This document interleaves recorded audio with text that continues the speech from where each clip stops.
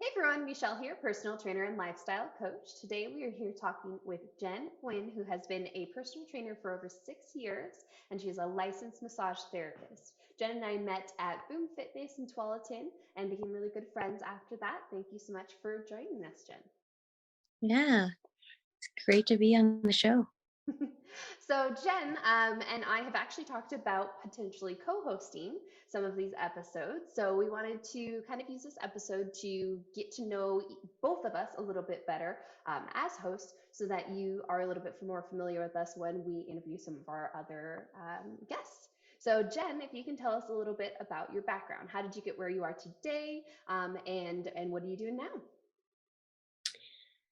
So I was a former gymnast for about 13 years, and throughout my athletic career, I have been through lots of chiropractors, physical therapists, massage therapists, and I found that chiropractic work and massage therapy benefited me the most. Um, so After college, I decided to become a personal trainer. Um, and that was when I lived in Iowa. I was a trainer for 6 years. I worked with every population, especially rehab. I really helped clients who transition from physical therapy to um, personal training. So I was like the hybrid person. Um, So after physical therapy, the client was able to only perform functional movements like sitting up and down, walking around, and they weren't able to maintain their strength. So that's where I came in, and I was able to um, use powerlifting and bodybuilding exercises to optimize their daily activities and performance.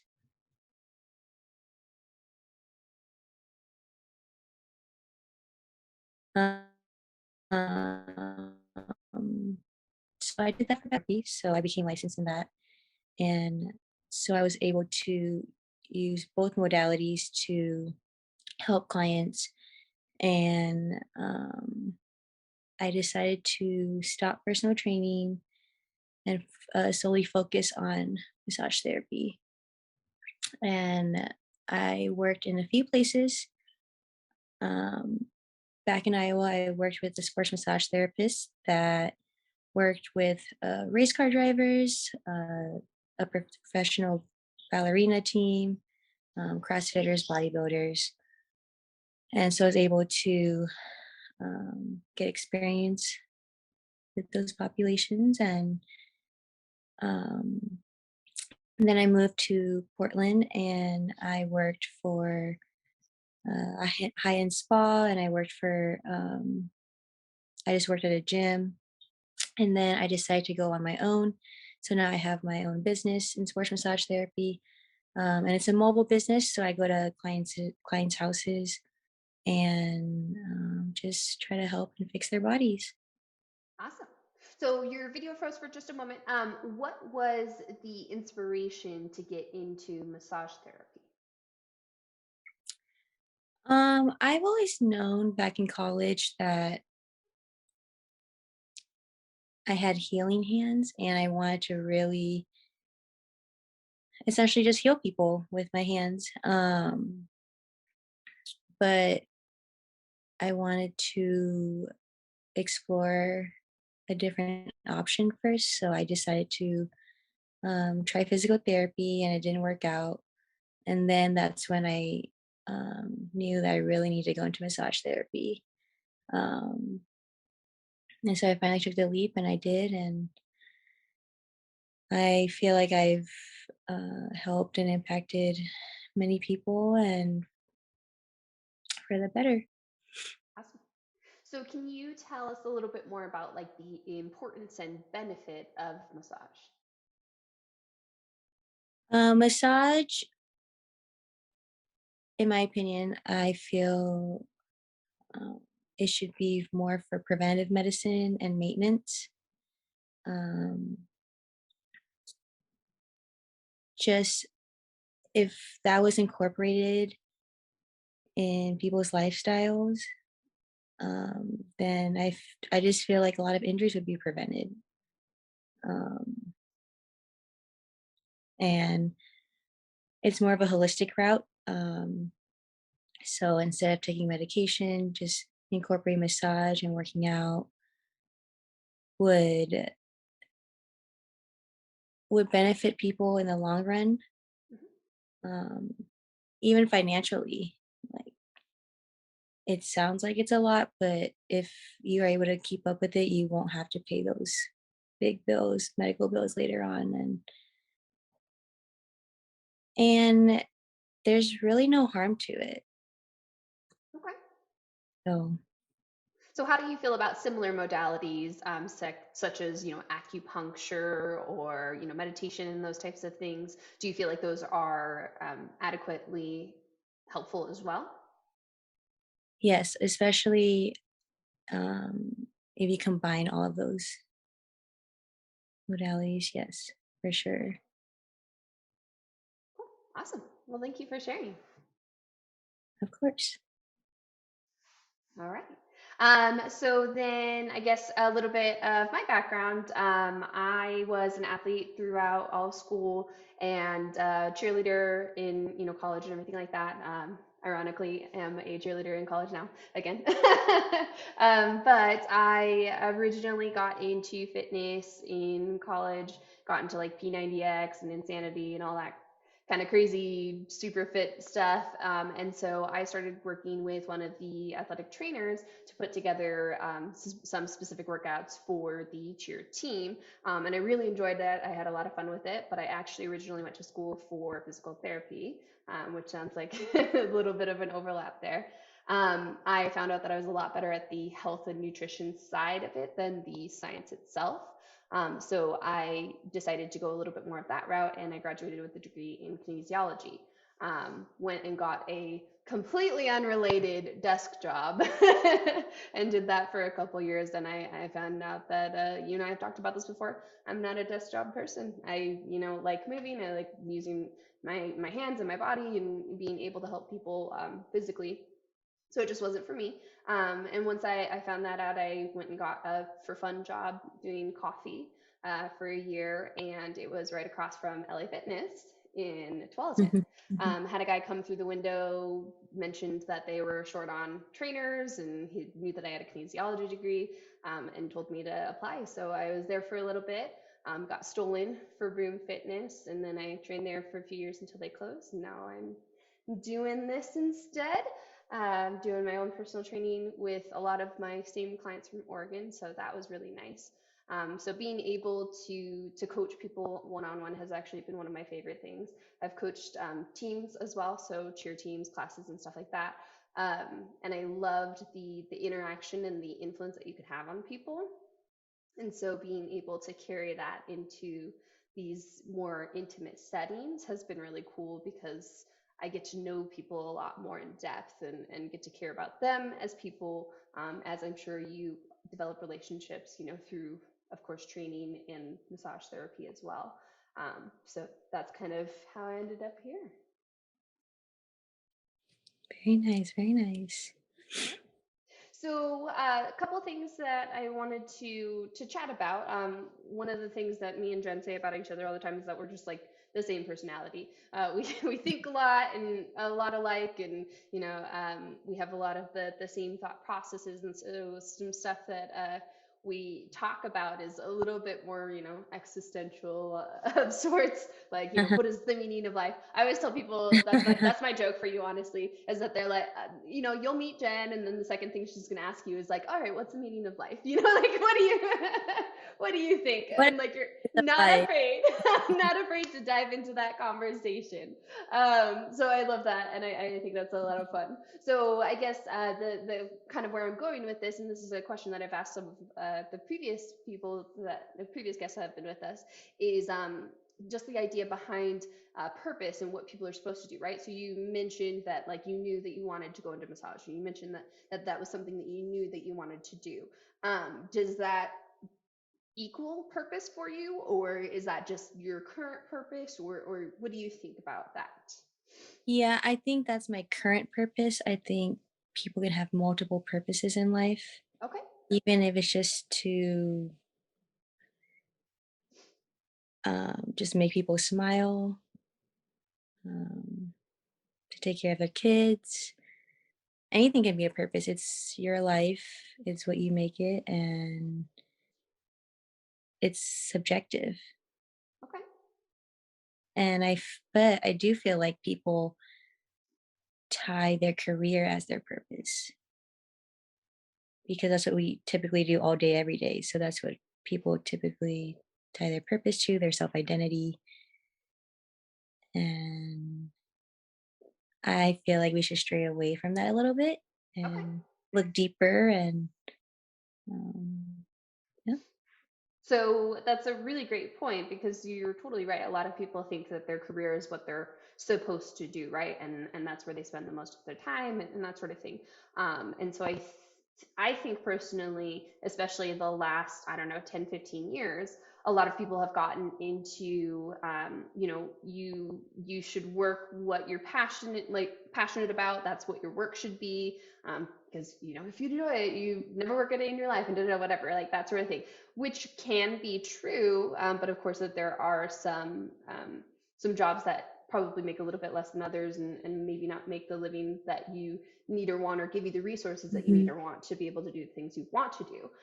So I've been, I guess, changing my mind more recently to kind of what you're talking about, where the job doesn't have to be the passion or the purpose, but like if you enjoy it and it's a good fit for you, and you do a good job and that sort of thing, awesome, right?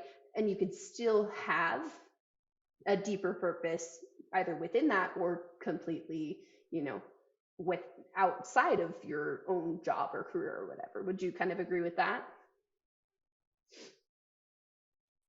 Yes, definitely.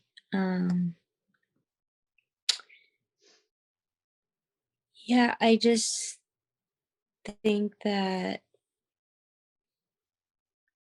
I guess it depends what your like priorities are, if it is money, then you're gonna make that your purpose to just and your goal is to achieve that.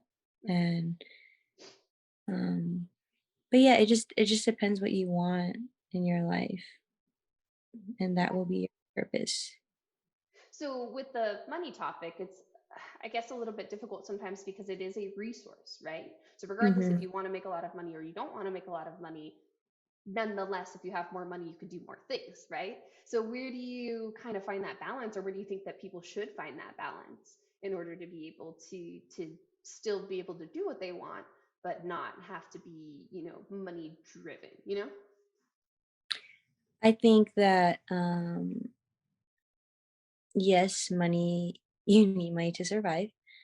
Um, but I think you should be able to make enough where you're comfortable and you are able to create that balance in your personal relationships, um, with self care and other aspects of your life.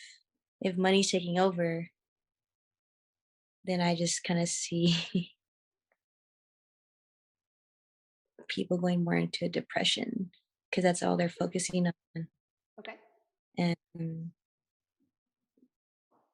in a sense, they become lonely because that's all they're focused on. They don't have anybody else out there. Okay.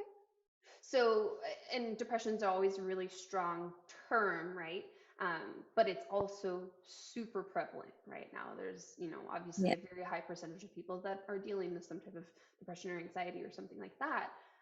So, not to diagnose anybody, but do you think that it's the money that's making them depressed, or the focus on the money that's making them depressed, or where do you see the correlation there?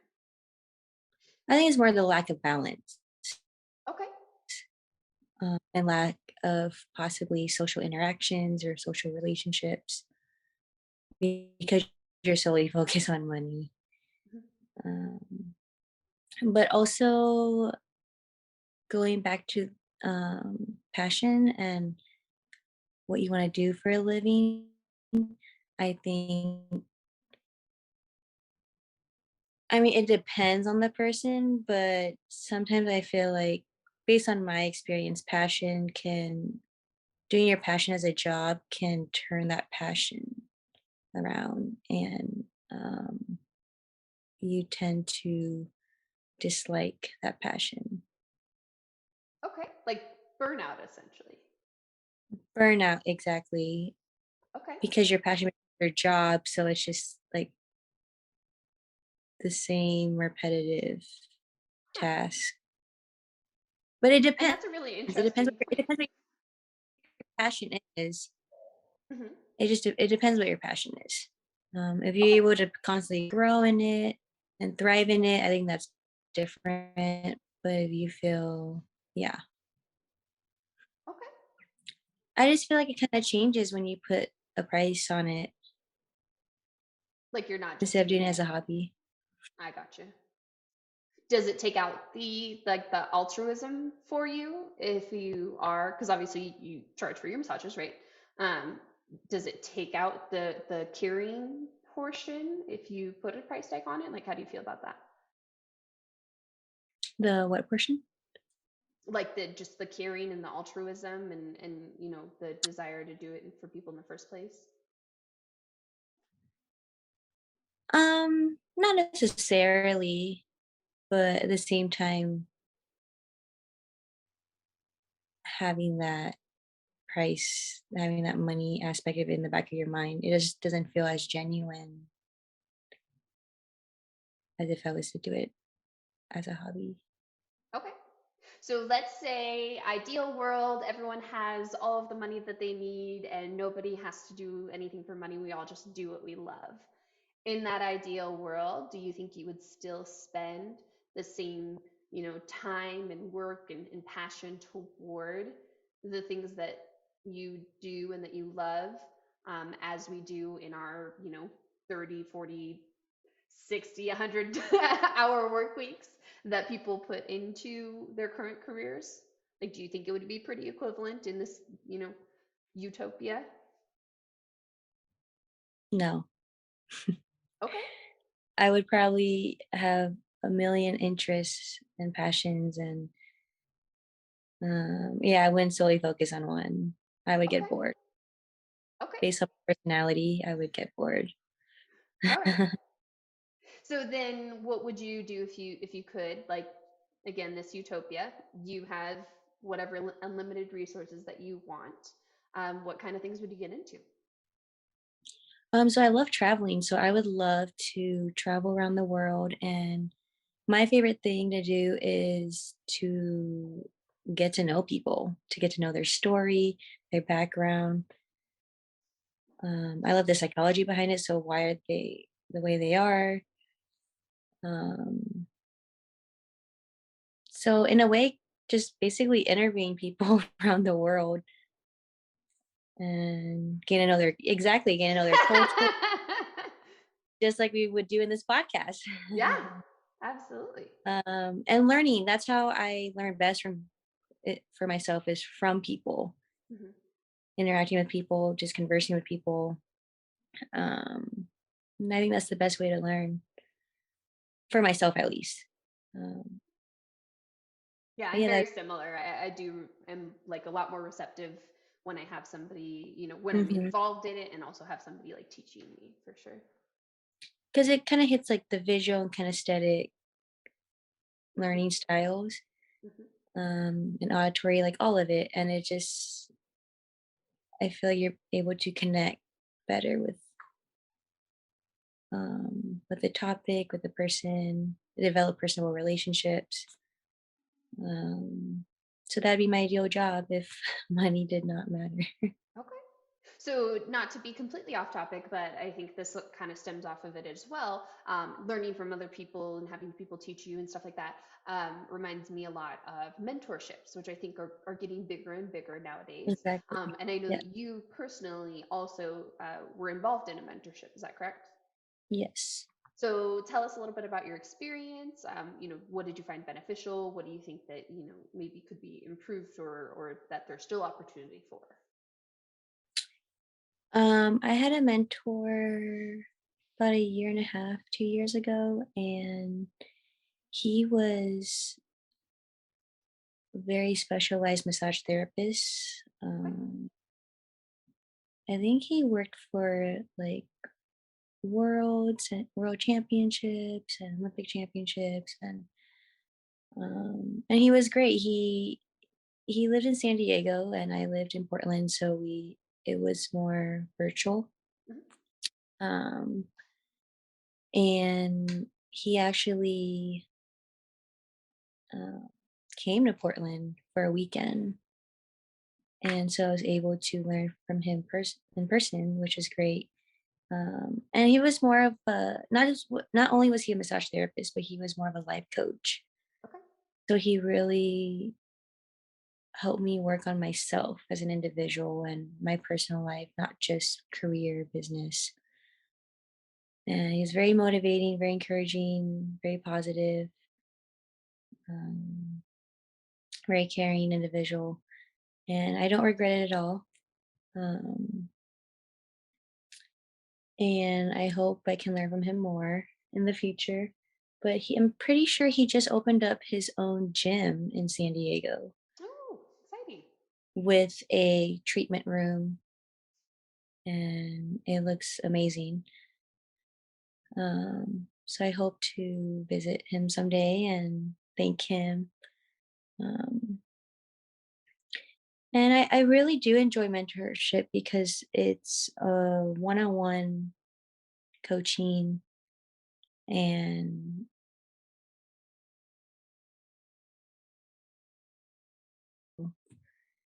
um, and it's just really nice to see their perspective in their field. So then, how do you go about, like, if somebody was looking for a mentor, how do you go about finding a mentor? How did you find yours? I found mine through a friend. I actually found mine through Kyle Young, who used to manage Boom Fitness, because he was also his mentor. And the best way is to just network, honestly, just to ask around. Um, and that's how I met mine.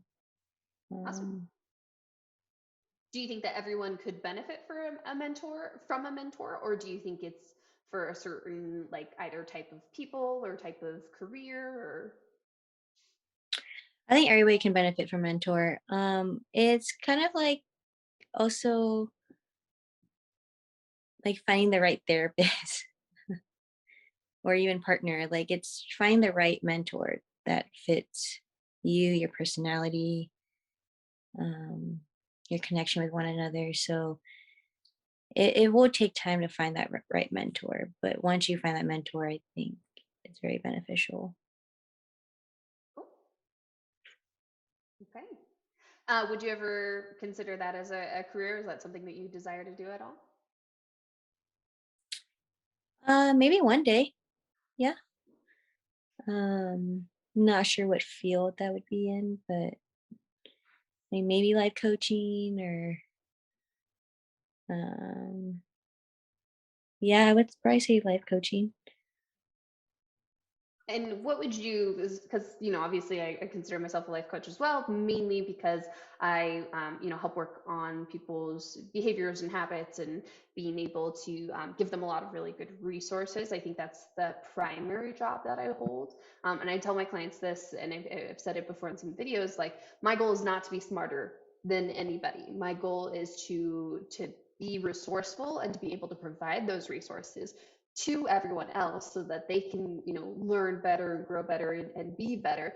But they have to learn it and they have to be able to do it themselves, right? I'm not going to do it for them, nor can I do it for them. Because just like you can't motivate someone else, like they have to be able to find it. That's what I think is most important for me specifically, is just to be able to provide those resources. And that's part of the reason I wanted to kind of do this podcast. So, what would you consider a life coach, and what do you think their position is? I think a life coach is just another way to be your support system.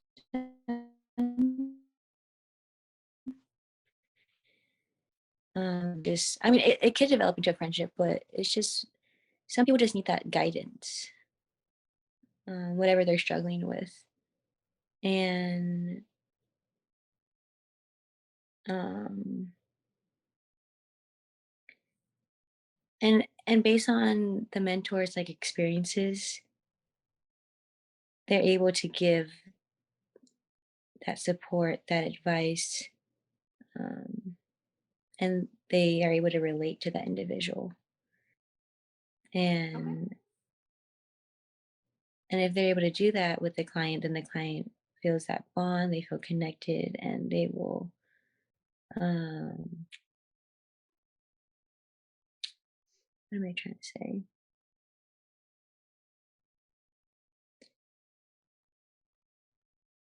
They will just be able to better their lives. Um and some people just also need a friend. Like, because especially with that life coach will know a lot of personal things about you, your history, and yeah, some people just need that support. Absolutely. So then I know that we said, that it could be great for anyone. Um, in terms of personalities of people who, are trying to continue to grow and that sort of thing, do you think that everyone should always be continuing to grow? Do you think that there are certain personalities that are more, driven to that or keen to that? Or do you think that it's okay, being content and happy and satisfied? Like we've always had that conversation, right? Like, do we drive more or do we enjoy the moment and try and, enjoy life and that sort of thing? So where do you think that balance is? Ooh,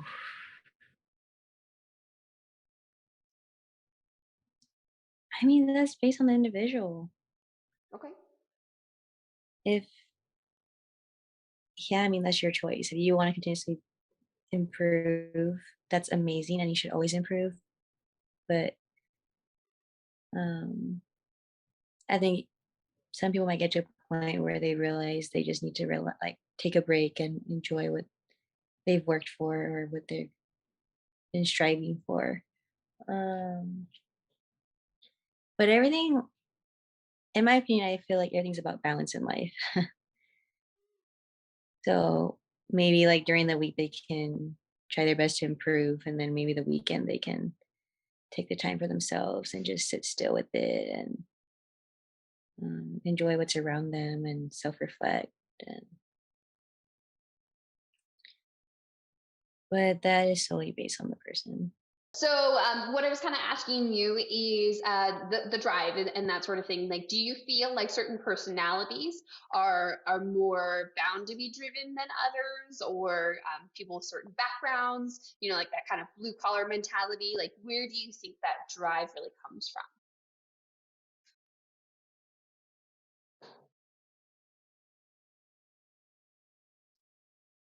from? I think it's more, it comes from childhood and upbringing.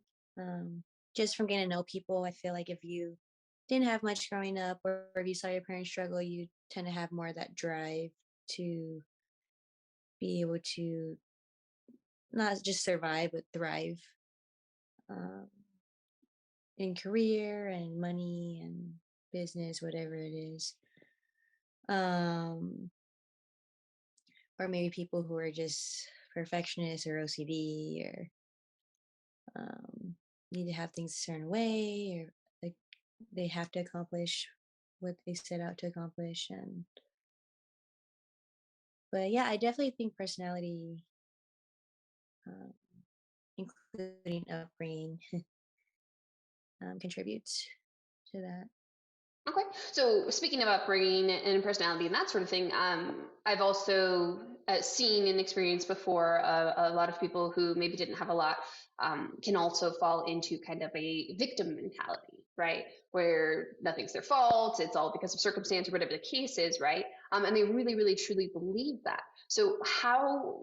I mean, I don't expect you to necessarily know exactly why that happens, but how do you think that it can go such totally different directions? What do you mean by that? So like if you were growing up and didn't have a whole lot, and you could, become a hustler, become, have that mentality and that drive, or you could fall into the victim mentality where, nothing ever goes right for you, or you have bad luck or whatever the case is. Like, do you think that there's a divide in terms of your situations or your support systems, or why do you think that happens? Like I said, it's so many factors, and I just feel like the majority of it comes from your upbringing. But it's also a mindset. It's You can turn that around instantly, because it is your life.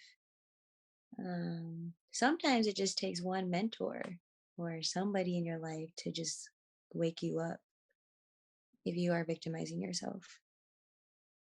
Um, and some people just have that drive and constantly have that drive and focus on nothing else until they achieve it. Um, but yeah, it's just depends on the person. So with, your childhood upbringing and your personalities and that sort of thing, obviously there is some stuff that might be out of your control, right? I talk to a lot of my clients about the internal and external locus of control, or, having that intrinsic motivation, being able to take responsibility for things.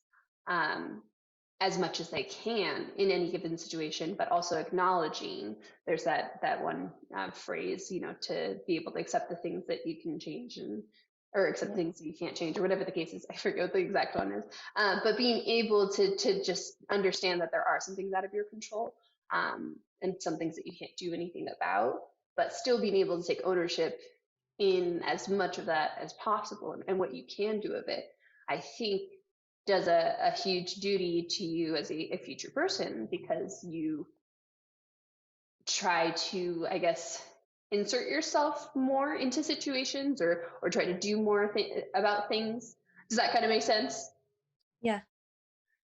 Do you think that correlates with um, being an athlete? I do think that a lot of sports teach similar lessons, Mhm. but not everyone has the same experience, I guess, right? So sometimes it might depend on your coaches, or your fellow athletes, or what sport specifically that you do, and how you are grown up and driven and that sort of thing. But I do think that a lot of athletes have learned and grow into people that are able to, push against adversity, and be adaptable, and be able to, kind of have that underdog mentality throughout life. um, I do think that there is a lot that sports can do to benefit people for those specific reasons, for sure. Awesome. So something else that you and I had talked about before, speaking of sports actually, was, where you wanted to go with your career next, and, how you wanted to be able to help people.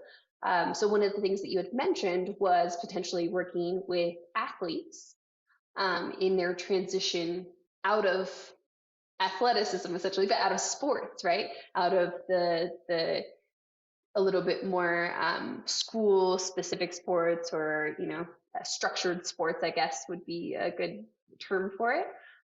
What made you think of that?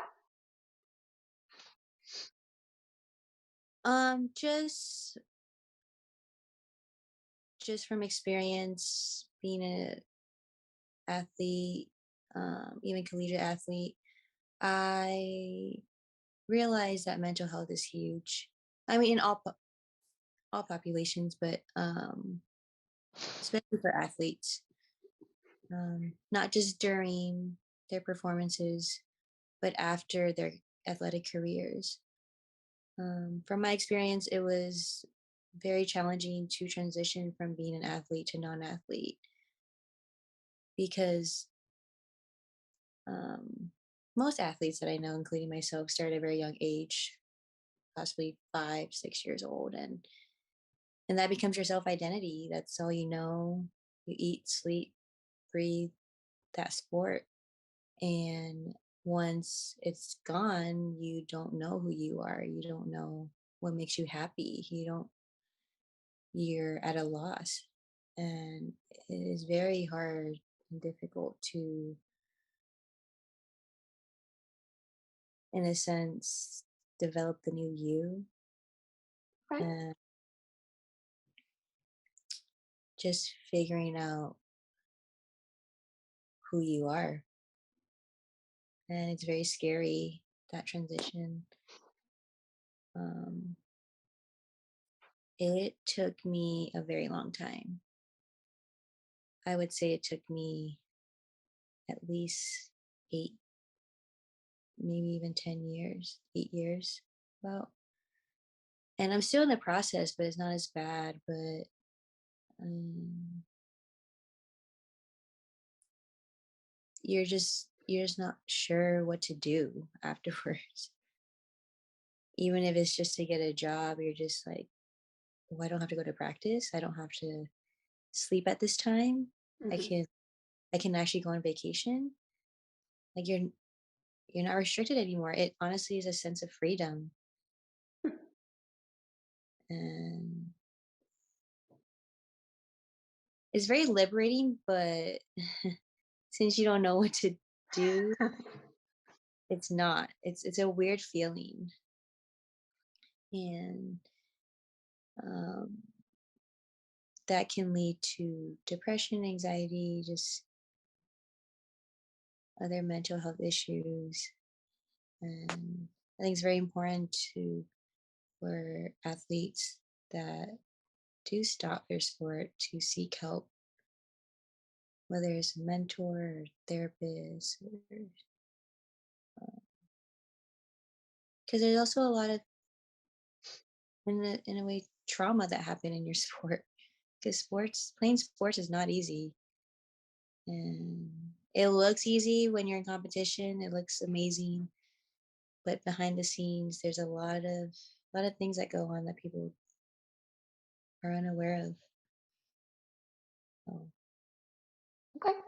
So, do you, not to put you on the spot, but do you have a couple of just general suggestions or pointers or anything like that? You mentioned, trying to seek help and that sort of thing for people making a similar transition.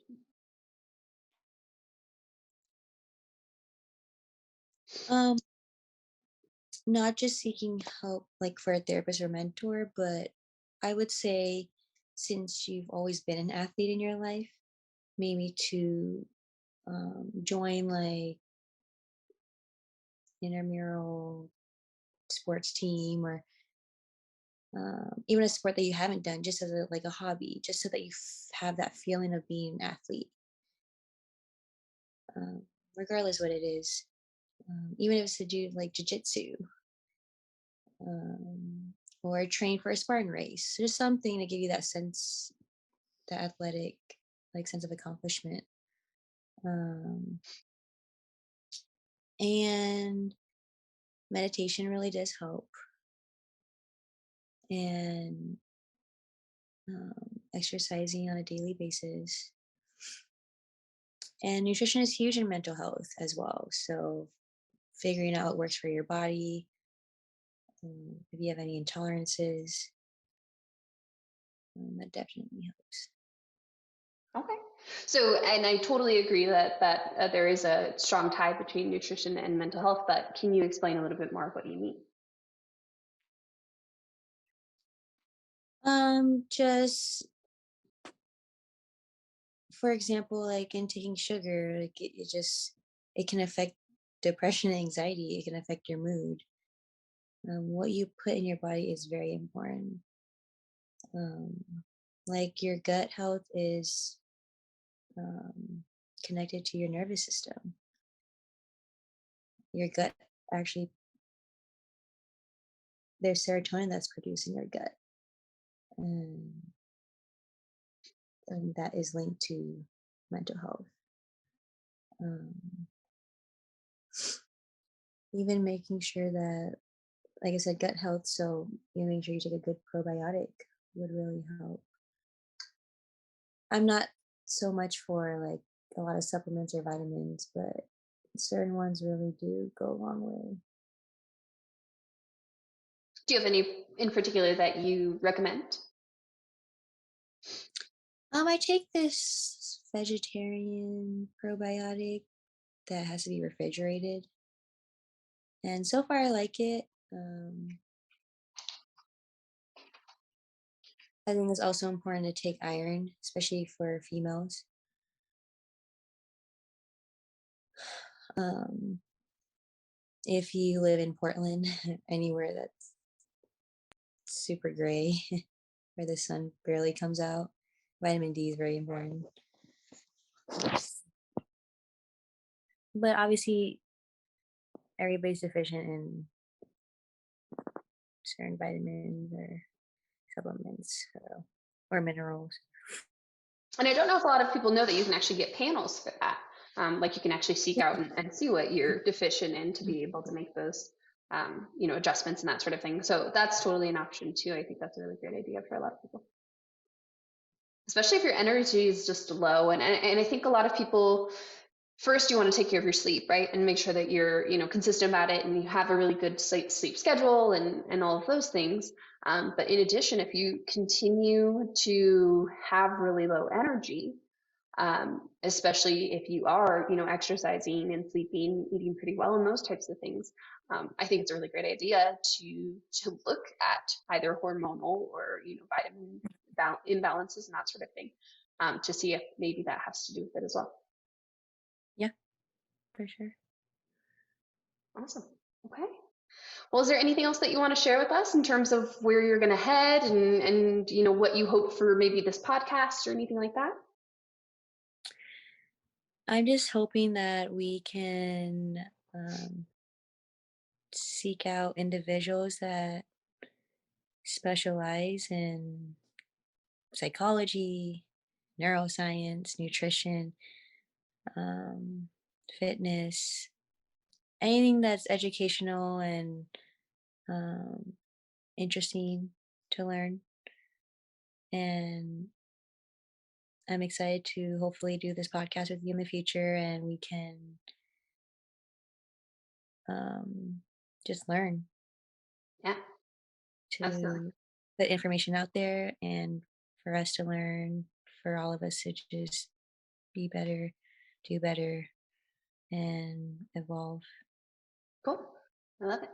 And then I will ask you through email as well, for some resources that you might want to share with people, either about things that we talked about or just additional things that you think would be really helpful, websites, books, anything like that.